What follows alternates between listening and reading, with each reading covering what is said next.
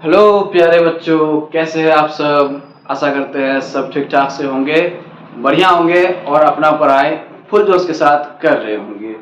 तो मैं आपका टीचर प्लस गाइड करण झा आपके अपने प्रोएक्टिव एकेडमी चैनल में आज लेकर के आया हूँ पिछले लेक्चर जो हम लोग पढ़े थे उसका अगले वाला भाग। दैट इज पिछले लेक्चर में एक बार हम लोग रिमाइंड करते हैं क्या क्या पढ़े थे। पिछले लेक्चर में जो है हम लोग पढ़े थे यूनिसेलुलर मल्टीसेलुलर ऑर्गेनिजम्स में लाइफ प्रोसेस कैसे करके होता है। ये भी हम लोग पढ़े थे कि ऑटोट्रॉफिक न्यूट्रिशन हेटेरोट्रॉफिक न्यूट्रिशन के बीच में क्या क्या डिफरेंसेस है। ऑटोट्रॉफिक न्यूट्रिशन का एग्जाम्पल्स डिफिनेशन, हेटेरोट्रॉफिक न्यूट्रिशन का definition along with examples, and at last we have studied autotrophic nutrition का केमोसिंथेसिस प्रोसेस जो है वो हम लोग पढ़े थे। तो आज हम लोग पढ़ने जा रहे हैं फोटोसिंथेसिस ऑफ ऑटोट्रॉफिक न्यूट्रिशन। इससे पहले आप लोग सभी से एक रिक्वेस्ट करूंगा कि वीडियो को लाइक कर दे और शेयर करें अपने फ्रेंड्स के साथ, अपने नियर एंड डियर वंस के साथ, ताकि वो बच्चे जो हमारे ऑफलाइन प्रोएक्टिव एकेडमी सेंटर में नहीं पहुंच पाते हैं उसके लिए कुछ बेनिफिशियल हो जाए। और मैं बहुत अच्छा देख रहा हूँ कमेंट्स सब बहुत सारे आ रहे हैं, इंक्वायरीज डाउट्स बहुत सारे आ रहे हैं, ठीक है ना। व्हाट्सएप पे भी कुछ बच्चे जो है अपना इंक्वायरीज पूछते हैं, कुछ बच्चे यूट्यूब कमेंट्स में, कुछ बच्चे टेलीग्राम में और इंस्टाग्राम अकाउंट में भी पूछते हैं। और सारे अकाउंट्स का, सोशल मीडिया अकाउंट्स का लिंक जो है मैं डिस्क्रिप्शन बॉक्स में दे देता हूँ। उसमें जो है आप लोग का भी अगर कोई डाउट कन्फ्यूजन हो तो जरूर पूछिएगा बिना कोई हेसिटेशन के। Because you know my dear students, मेरे प्यारे प्यारे बच्चों, मैं आप लोग का सिर्फ ट्यूटर नहीं, मैं आप लोग का एक गाइड भी हूँ। You can think me, you can call me as your big brother also, ठीक है ना। पहले भी ये मैं बात बोल चुका हूँ सबके सामने। तो और जो सब अभी तक चैनल को सब्सक्राइब नहीं किए, सब्सक्राइब कर लीजिए ताकि जो है ये वीडियोस तुम लोग तक जो है पहुंचते चल जाएगा जब भी मैं वीडियोस अपलोड करूंगा। तो एक दो दिन से जो है मैं वीडियो लेक्चर अपलोड नहीं कर पाया था, उसके लिए बहुत बहुत सॉरी। हमारे ऑफलाइन सेंटर्स जो है प्रोएक्टिव एकेडमी का, जो कि इंसान स्कूल रोड किशनगंज में लोकेटेड है, यहाँ पर कुछ ज़्यादा वर्क्स होने के कारण से जो है मैं लेक्चर्स अपलोड नहीं कर पाया। तो do not mind my dear, छुट्टी समझो उसको। और जिस दिन छुट्टी मिलता है उस दिन क्या करना चाहिए, उस दिन एंजॉयमेंट के साथ साथ पढ़ाई भी एकदम फुल जोश के साथ जम के करना चाहिए। तो अब हम लोग स्टार्ट करते हैं आज का लेक्चर। आज का जो टॉपिक है वो है हमारा फोटोसिंथेसिस। फोटोसिंथेसिस बचपन से जो है पढ़ते आ रहे होंगे, और कोई क्लास 5-6 का स्टूडेंट से भी अगर डिफिनेशन पूछते हैं तो वो लोग डिफिनेशन आसानी से बता देगा फोटोसिंथेसिस का। तो फोटोसिंथेसिस यहाँ पर photo derived from the word photon. Photon का मतलब होता है लाइट, लाइट एनर्जी हम लोग कह सकते हैं। एक्चुअली सनलाइट में या फिर लाइट में जो एनर्जी पार्टिकल्स होते हैं ना, एनर्जी पैकेट्स जो होते हैं, उसको हम लोग कहते हैं फोटोन। लेकिन हम लोग यहाँ पर जो है सिंपली फोटो को हम लोग या फिर फोटोन को हम लोग लाइट एनर्जी बोल सकते हैं। तो लाइट एनर्जी के द्वारा सिंथेसिस करना यानी कि बनाना, क्या बनाना, लाइट एनर्जी के द्वारा फूड बनाने का प्रोसेस जो है इसको हम लोग कहते हैं फोटोसिंथेसिस कहते हैं। लाइट एनर्जी के द्वारा, सनलाइट एनर्जी के द्वारा the process of making food by green plants with the help of carbon dioxide and water in presence of sunlight and chlorophyll is termed as photosynthesis।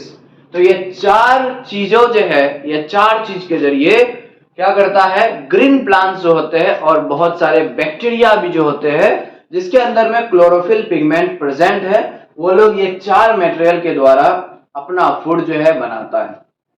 Organic food बनाएगा यानी कि glucose बनाएगा। फिर glucose जो है बहुत सारे ग्लूकोज मॉलिक्यूल कंबाइन करके, जैसे कि देखो ये ग्लूकोज ग्लूकोज ग्लूकोज, बहुत सारे इस तरह से ग्लूकोज मॉलिक्यूल कंबाइन करके फिर ये बनेगा स्टार्च, ठीक है। So this starch is the ultimate food for the green plants. लेकिन स्टार्च बनने से पहले क्या बना, स्टार्च बनने से पहले बना ग्लूकोज। तो हम लोग जो है फोटोसिंथेसिस में क्या बनाते हैं, फोटोसिंथेसिस में जो है ग्लूकोज बनाते हैं, ये 4 मटेरियल यूज करके। और ये 4 मटेरियल जो है ना, this 4 materials are known as inorganic raw materials, ये कहते हैं इसको इनऑर्गेनिक रॉ मटेरियल्स, क्योंकि ये चारों मटेरियल जो है इनऑर्गेनिक है, नॉन लिविंग है, it is not present naturally inside the living body, and ये सब जो है ना रॉ मटेरियल्स है, इससे जो है फिर फूड बनाया जाएगा। तो ये 4 रॉ मटेरियल्स के द्वारा फूड जो बनाने का प्रोसेस है, इसी को हम लोग कहते हैं photosynthesis. It is performed by, कौन परफॉर्म करता है, ग्रीन प्लांट्स करता है, अलगी करता है इसको परफॉर्म, फिर जाकर के बहुत सारे बैक्टीरिया जो है जिसके अंदर में क्लोरोफिल पिगमेंट होते हैं वो लोग भी करता है। साथ में बैक्टीरिया के साथ में जो है एक और organism that is euglena. Euglena जो है ना, actually euglena is not a bacteria, euglena is a protista है। ये क्लास 9 में डायवर्सिटी चैप्टर में पढ़े होंगे। प्रोटिस्टा किसको कहते हैं, जो स्मॉल एनिमल कुल होता है, एनिमल के तरह जिसमें फीचर होते हैं लेकिन माइक्रोस्कोपिक ऑर्गेनिज्म होता है, उसको हम लोग कहते हैं एनिमल कुल, यानी कि प्रोटिस्टा कहते हैं। प्रोटिस्टा के अंदर में एक एग्जांपल है, एक प्रोटिस्टा यूग्लेना। यूग्लेना के अंदर में भी क्लोरोफिल पिगमेंट होते हैं, क्लोरोप्लास्ट होते हैं, तो उसके द्वारा फोटोसिंथेसिस परफॉर्म कर सकता है। अब हम लोग देखते हैं यहाँ पर ये 4 जो रॉ मटेरियल्स है, these are termed as raw materials required for photosynthesis. ये एक बार सीबीएसई बोर्ड्स में जो है क्वेश्चन पूछे भी जा चुके हैं, what are the raw materials required for photosynthesis. तो ये 4 जो है ना, हम लोग रोमान नंबर 1 2 3 4 करके अच्छे तरह से हम लोग लिख देंगे। और अगर क्वेश्चन में ऐसे करके पूछता है कि from where do the green plants obtain the raw material for photosynthesis, तब हम लोग ये लिखेंगे roman number 1 carbon dioxide. From कहां से, कार्बन डाइऑक्साइड कहां से लेता है, एटमॉस्फेयर से लेता है, यानी कि एयर से लेता है। वाटर कहां से लेता है ग्रीन प्लांट्स, सॉइल से लेता है। किसके जरिए एब्जॉर्ब करता है, रूट्स के जरिए एब्जॉर्ब करता है। तो water from the soil absorb through the roots, इस तरह से हम लोग क्लियरली वर्ड्स को जो है ना लिखेंगे ताकि थोड़ा सा भी कंफ्यूजन ना हो। सनलाइट एनर्जी कहां से मिलता है, फ्रॉम द सन से आता है। और क्लोरोफिल कहां पर होते हैं, chlorophyll is present in green plant parts. ठीक है, सिर्फ प्लांट पार्ट्स नहीं, यहां पर लिखने के लिए प्लांट पार्ट्स हम दे दिए क्योंकि क्लास 10 लेवल भी है तुम लोग का। लेकिन ये सब ऑर्गेनिजम्स, ये बैक्टीरिया यूग्लेना में भी जो है ना, किसी किसी में क्या होते हैं, किसी किसी बैक्टीरिया में भी और यूग्लेना में भी क्या होता है, क्लोरोफिल होते हैं। तो ये सब सारे ऑर्गेनिजम्स जिसमें भी क्लोरोफिल प्रेजेंट होना, वो सब क्या करेगा, फोटोसिंथेसिस परफॉर्म करेगा। ठीक है प्यारे बच्चों, लाइक करते चलो, अगर अच्छा लग रहा हो, अगर समझ में आ रहा हो तो लाइक करो। लाइक करने से क्या होता है कि मुझे मोटिवेशन मिलता है, मुझे मोटिवेशन मिलता है कि मैं ये लेक्चर्स एकदम कंप्लीट एकदम करते चलो और तुम लोग का हेल्प करते रहो as a guide cum tutor. ठीक है, फिर आगे की तरफ बढ़ते हैं। अब हम लोग अब यहाँ पर जो है देखो, फोटोसिंथेसिस जो है ना, यहाँ पर एक बहुत ही अमेजिंग क्वेश्चन है, यानी कि very very much important, VVVI question हम लोग बोल सकते हैं। ठीक है ना, यहाँ पर है, क्या है, describe the 3 events which occur during photosynthesis. Photosynthesis के वक्त 3 ऐसे खास इवेंट्स क्या क्या है जो फोटोसिंथेसिस के वक्त होते हैं, ऑकर करते हैं। तो ये जो है ना, सीबीएसई में भी देखना और स्टेट बोर्ड्स में भी देखना, ये बहुत बार अनकाउंटेबल नंबर टाइम्स में जो है ना ये पूछा गया है, बहुत बार ये पूछा गया है और ये बहुत इंपॉर्टेंट क्वेश्चन है।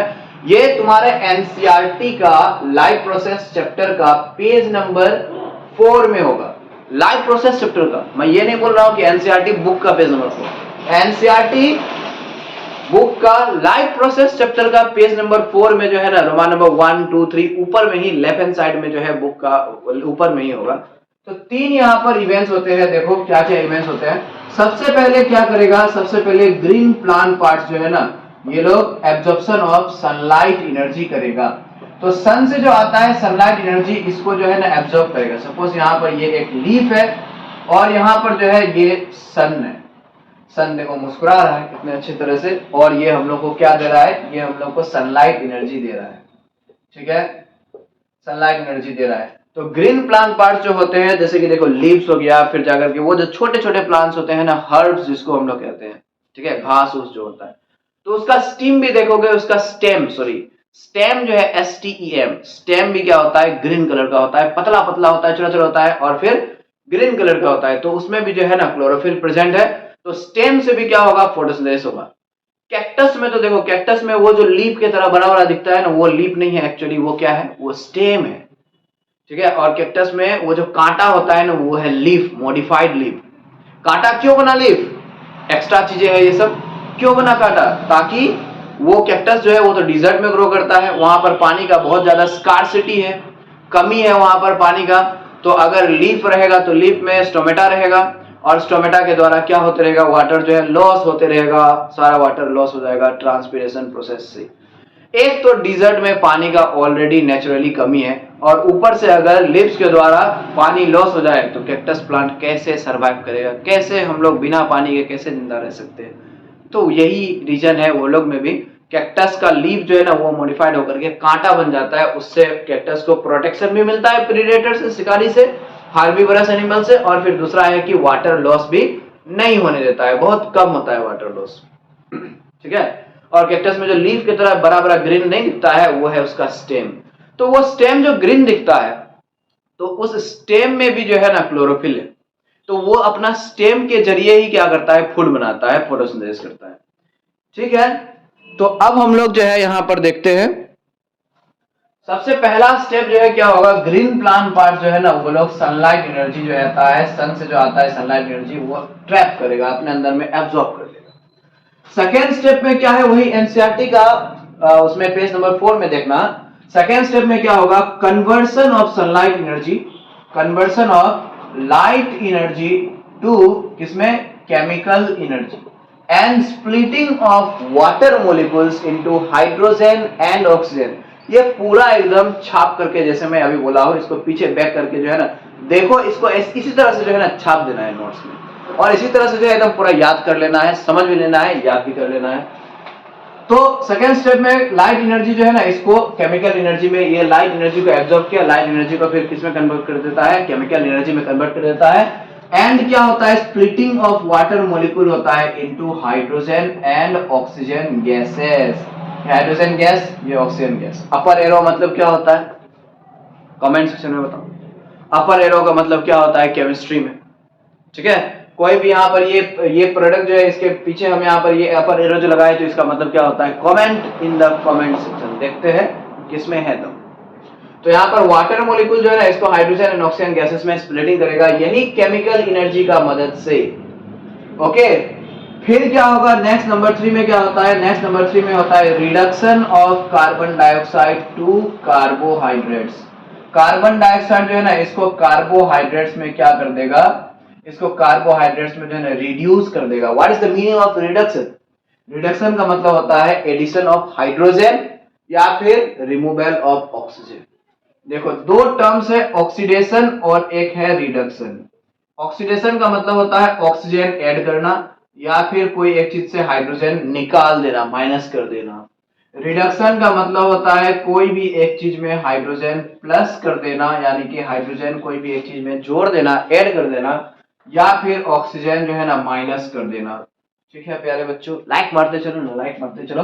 तो कार्बन डाइऑक्साइड को जो है, कार्बन डाइऑक्साइड यहाँ पर वाटर के साथ देखो रिएक्ट करवाया जाता है। वाटर एक्चुअली रिएक्ट नहीं करता है, वाटर के अंदर में जो हाइड्रोजन होता है ना, यहाँ पर देखो हाइड्रोजन जो ये रिलीज हुआ है, ये हाइड्रोजन मैं ऐसे करके लिख देता हूँ थोड़ा सा सिंप्लीफाइड करके। ये वाटर जो है ये स्प्लिट अप हो चुका है ना हाइड्रोजन एंड ऑक्सीजन गैस में, तो ये कार्बन डाइऑक्साइड जो है ये रिएक्ट करता है ये हाइड्रोजन के साथ। ठीक, अब ये हाइड्रोजन के साथ रिएक्ट करके ये बन जाता है C6H12O6, और ये जो ऑक्सीजन है ना, ये ऑक्सीजन यहाँ पर आकर के रिलीज हो जाएगा। ठीक है, अब इसको बैलेंस करते हैं, इसके साथ साथ जो है ना यहाँ पर प्रोडक्ट में वाटर भी जो है ना बनता है, वाटर भी रिलीज होता है, वाटर वेपर के फॉर्म में। तो यहाँ पर इसको बैलेंस करते हैं, कार्बन डाइऑक्साइड में 6 डालेंगे, वाटर में 12 डालेंगे, यहाँ पर 6 डालेंगे, यहाँ पर 6 डालेंगे, तब ये होगा बैलेंस। बैलेंसिंग करना मैं सिखाऊंगा, जरूर सिखाऊंगा, इसके लिए कोई चिंता नहीं करना है। Chemical equation, chemical reaction and equation chapter जो है केमिस्ट्री का सबसे पहला चैप्टर, उसमें मैं जरूर सिखाऊंगा, do not worry up to that. Okay my dear, चिंता नहीं करना है। तो यहाँ पर जो है देखो ये बैलेंस केमिकल इक्वेशन हो गया, ये नीचे वाला जो है ना ये नहीं डालना है लिखते वक्त। ठीक है, एग्जाम में जो है ना ये भी पूछा आ चुका है, right the balance chemical equation of photosynthesis. तो क्वेश्चन भी लिखते चलो, जैसे जैसे मैं बताता हूँ ना, इसको वीडियो को थोड़ा सा पॉज करके जो है ना क्वेश्चन भी लिखते चलो, नोट्स बनाते चलो अच्छी तरह से, तब जाकर के जो है one day you will get 100 out of 100। ठीक है, मिल चुके हैं बच्चे, बहुत सारे बच्चे मुझसे ही पढ़ करके, ठीक है ना। बच्चे बहुत मेहनत करते थे, मैं जो थोड़ा सा बस हेल्प किया था, वो सब बच्चे जो है 2 साल जो है 100 आउट ऑफ 100 मिल चुका है। तो तुम लोग भी जो है मिल सकते हो, क्यों नहीं मिल सकते हो, अगर फुल जोश के साथ पढ़ते हो, मिलेगा, जरूर मिलेगा। तो ये 3 इवेंट्स है जो फोटोसिंथेसिस के वक्त होता है। अब देखो ये 3 इवेंट्स को जो है ना हम लोग 2 फेस में डिवाइड कर सकते हैं। यहाँ पर ये वाला जो फेस है ना, ये होता है लाइट के प्रेजेंस में। देखो सनलाइट एनर्जी एब्जॉर्ब करना तो लाइट के प्रेजेंस में होगा, इसमें तो लाइट इन्वॉल्व है ही। फिर लाइट एनर्जी को केमिकल एनर्जी में कन्वर्ट कर देना, इसमें भी जो है लाइट का इन्वॉल्वमेंट है ही, लाइट एनर्जी का।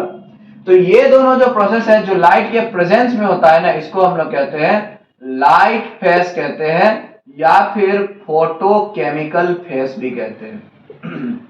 ठीक है, इसको हम लोग क्या कहेंगे, इसको हम लोग लाइट फेस और फोटोकेमिकल फेस कहते हैं। मतलब कि लाइट डिपेंडेंट फेस है, लाइट पे डिपेंड करता है, ठीक है ना। और यहाँ पर ये वाटर मॉलिक्यूल स्प्लिट अप होना, फिर जाकर के ये कार्बन डाइऑक्साइड को रिड्यूस करके ये ग्लूकोज बनाने का प्रोसेस है, ये है ना ग्लूकोज, ये ग्लूकोज बनाने का प्रोसेस, वाटर मॉलिक्यूल को स्प्लिट अप करके ग्लूकोज बनाने का जो प्रोसेस है, तो इसमें जो है सनलाइट एनर्जी का जरूरत नहीं पड़ता है, इसमें जो है केमिकल एनर्जी का जरूरत पड़ता है, एटीपी, एनएडीपी, NADPH2 ये सब जो होता है। अच्छा, एटीपी का फुल फॉर्म तो एडिनोसिन ट्राइफॉस्फेट होता है, सबको पता है। NADP का फुल फॉर्म पता है क्या है? NADP stands for, देखो, निकोटिनामाइड एडिनोसिन डाइन्यूक्लियोटाइड, लंबा नाम है, ठीक है, dinucleotide phosphate, this is the full form of NADP। और अगर NADPH लग जाए तो क्या होगा? निकोटिनामाइड एडिनोसिन डाइन्यूक्लियोटाइड फॉस्फेट, और ये H मतलब क्या होता है? अगर हाइड्रोजन हो तो क्या होता है? रिडक्शन होता है ना, तो ये कहलाएगा रिडक्टेस। मतलब NADPH का फुल फॉर्म जो है ना, ये nicotinamide adenosine dinucleotide phosphate reductase last में जो है ना जोड़ देना है। ठीक, तो ये हो गया क्या चीज, ये सब हो गया। ये दोनों जो स्टेप होता है, ये दोनों स्टेप में जो है ना सनलाइट एनर्जी का डायरेक्ट वे में सनलाइट एनर्जी का जरूरत नहीं पड़ता है, केमिकल एनर्जी का डायरेक्ट वे में जरूरत पड़ता है। तो ये दोनों जो फेस है, ये दोनों फेस जो है ना डार्क फेस में आएगा। और यहाँ पर जो है ना क्या बन रहा है? एक ऑर्गेनिक मटेरियल, यहाँ पर बायो मटेरियल यहाँ पर बन रहा है। बायो मतलब क्या है? लिविंग मटेरियल, लिविंग मटेरियल मतलब ऑर्गेनिक मटेरियल। इसीलिए यहाँ पर इस फेस को हम लोग बायोसिंथेटिक फेस भी कहते हैं, बायोसिंथेटिक फेस, ठीक है। Dark phase also called as biosynthetic phase. तो देखो फोटोसिंथेसिस जो है इसको हम लोग दो फेस में ऐसे डिवाइड कर सकते हैं। एक है वो फेस जो लाइट एनर्जी के प्रेजेंस में होता है, मतलब कि लाइट पे डिपेंडेंट होते हैं, उसको हम लोग कहते हैं लाइट फेस और फोटोकेमिकल फेस। दूसरा है कि जिसमें लाइट एनर्जी का जरूरत नहीं पड़ता है, उसको हम लोग कहते हैं डार्क फेस या फिर बायोसिंथेटिक फेस। स्क्रीनशॉट ले लो फटाक से एकदम, ठीक है। अब चलो हम लोग आगे की तरफ और बढ़ते हैं। ये प्रोसेस हो गया, ठीक है, ये फोटोसिंथेसिस का ये वाला स्टेप था, ठीक है। अब हम लोग क्या पढ़ते हैं? देखो बच्चों, ऐसे करते हैं हम लोग कि अब जो है ना हम लोग एक एक्टिविटी पढ़ने जा रहे हैं, ठीक है।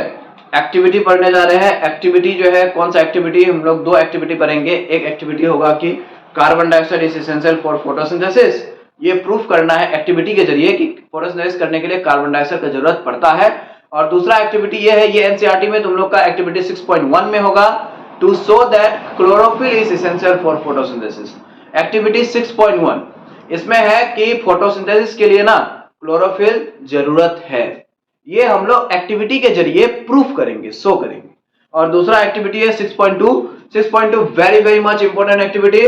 बहुत बार ये जो है ना सैंपल पेपर में भी, बोर्ड का पिछले साल का 2022 का इस सैंपल पेपर में एक बार उठा करके देख लो, उसमें अगर क्वेश्चन नहीं मिलेगा 6.2 एक्टिविटी से तो मुझे पूछना फिर। और प्रीवियस ईयर क्वेश्चन से में भी देखो, ये एक्टिविटी 6.2 जो है ना, इससे कैश बेस्ड क्वेश्चन बहुत सारे पूछे जा चुके हैं, ठीक है। उठा करके देखो पिछले साल का क्वेश्चन सब। तो ये 2 एक्टिविटी हम लोग एक साथ करते हैं, ये 2 एक्टिविटी के लिए एक अलग से हम लोग वीडियो बनाते हैं, ठीक है। अभी कुछ देर में जो है वीडियो आएगा उसका, do not worry for that. इतना छोटा क्लास ऐसे मत सोचना, उसके लिए मतलब मैं कहना चाहता हूँ कि एक अलग से वीडियो बनाते हैं, ताकि वो बच्चे जो सिर्फ ये दोनों एक्टिविटी देखना चाहे तो ये दोनों एक्टिविटी सिर्फ देख ले आराम से। ठीक है, तो मिलते हैं हम लोग अगले वीडियो में फिर। तब तक के लिए पढ़ाई करते रहो फुल जोश के साथ।